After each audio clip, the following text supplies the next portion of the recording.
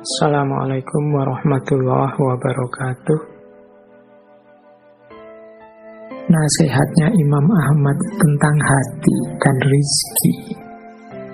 Menurut Imam Ahmad, segala sesuatu ada berkahnya.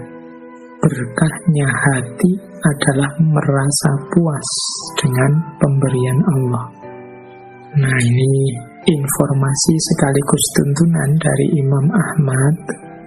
Kalau ingin hati kita berkah, kalau saya sering bilang semoga ilmu kita berkah. Kalau ilmu berkah itu rasanya ilmunya biasa-biasa saja, tidak ada manuver-manuver yang luar biasa, pengetahuan yang sederhana saja, tapi manfaatnya besar untuk hidup. Itu ilmu yang berkah.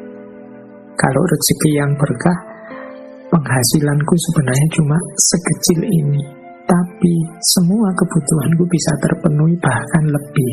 Nah, ini namanya rezeki yang berkah.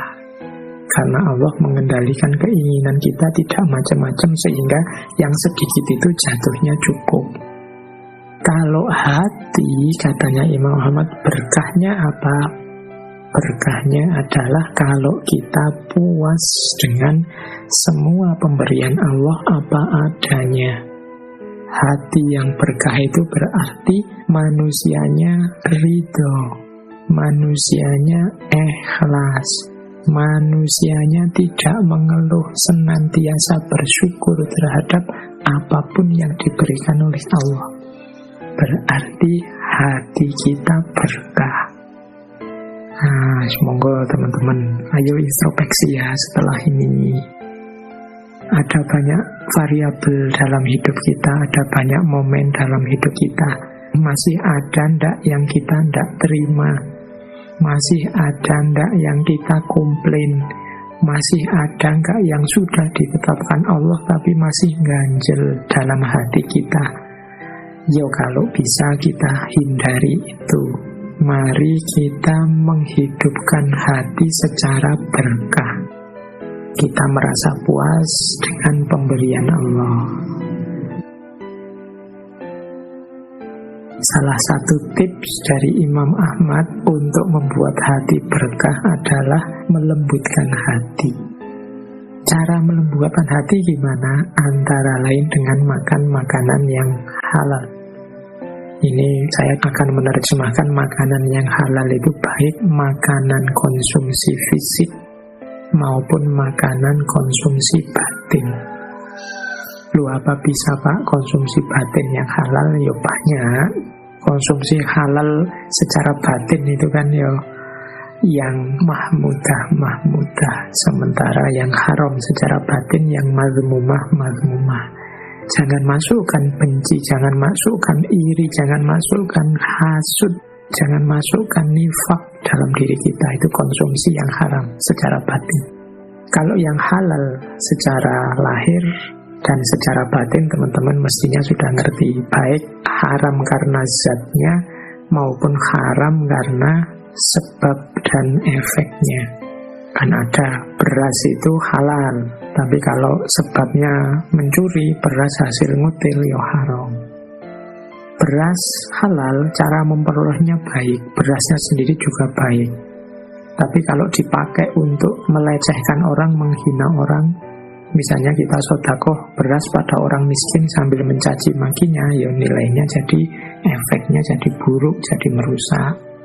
Yang haram-haram, baik secara lahir maupun batin, baik dalam zatnya, dalam prosesnya, dalam efeknya, akan membuat hati yang keras. Hati yang keras akan membuat hati tidak berkah. Hati yang tidak berkah itu hati yang tidak puas dengan ketetapan dan pemberiannya Allah. Nah, ayo sekarang mulai kita introspeksi. Kalau masih ada hal-hal yang kita komplain dari ketetapannya Allah, yang kita tidak ridho, tidak rela dari ketetapannya Allah, mungkin karena hati kita tidak berkah. Mengapa hati kita tidak berkah? Hati kita tidak lembut, sehingga pemberian Allah selalu mental. Mengapa tidak lembut? Jangan-jangan yang masuk hal-hal yang tidak halal, baik secara lahir maupun secara batin. Jadi itu cara kita mengelola hati. Baik, ini ada hubungannya juga dengan rizki. Nah, biasanya orang tidak terima itu dalam hal rizki. Gajiku kok sedikit ya, orang lain kaya, aku tidak punya apa-apa, dan seterusnya. Itu urusan rizki. Imam Ahmad memberi beberapa tips agar kita bisa menerima apapun ketetapan Allah dalam hal rizki. Kata Imam Ahmad, rizki itu telah dibagi, tidak akan bertambah dan tidak akan berkurang. Setiap orang sudah punya jatah rizki sendiri-sendiri. Tapi Pak, kok ada orang itu yang rasanya kekurangan sementara yang lain kelebihan? Yaitu masing-masing dengan ujiannya sendiri-sendiri. Yang kelebihan, yang merasa lebih mau tidak berbagi, yang merasa kurang mau tidak tetap ridho dan sabar. Kalau jatah sudah pasti, tinggal kita ridho atau tidak, menerima atau tidak ketetapannya Allah. Rezeki tidak akan bertambah atau berkurang. Yang kemudian dituntut oleh Allah sikap kita terhadap rezeki. Kata Imam Ahmad selanjutnya, rezeki itu disebut bertambah jika pemiliknya memperoleh kemudahan dari Allah untuk menginfakkannya dalam ketaatan. Kalimat bertambah di sini bisa kita artikan barokah. Jadi rezeki itu barokah kalau orang yang punya rezeki dianugerahi oleh Allah kesadaran untuk berbagi, menginfakkannya dalam ketaatan. Itu barokah. Tadi di depan saya bilang, biasanya orang mendefinisikan rezeki barokah itu jumlahnya sedikit tapi rasanya tetap cukup.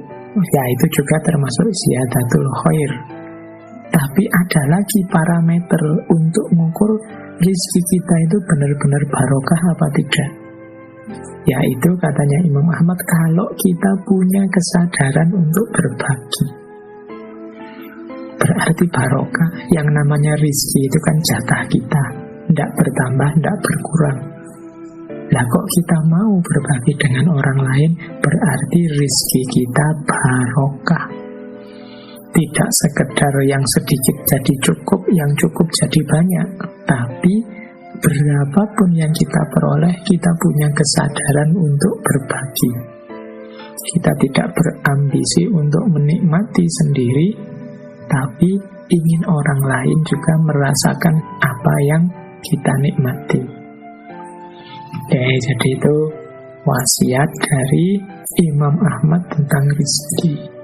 Jadi kalau rezekinya barokah, insya Allah yang masuk ke dalam diri kita juga hal-hal yang barokah.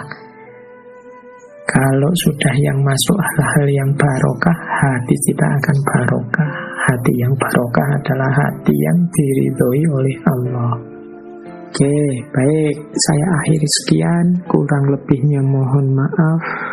Wallahul muwafiq, wallahu a'lam bishawab. Wassalamualaikum warahmatullahi wabarakatuh.